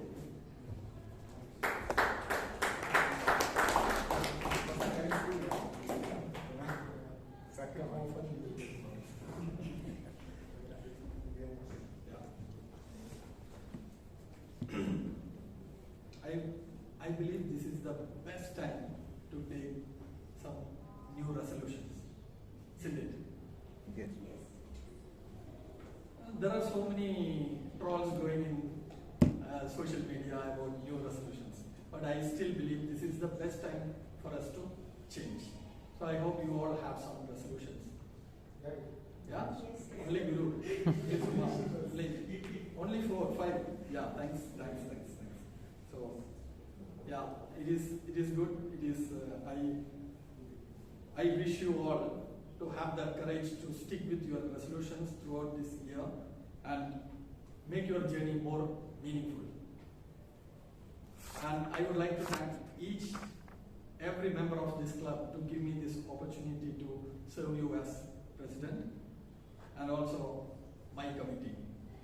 Without their effort, this term wouldn't have been so successful. So I am really, really happy working with all of you. Thank you so much, my committee.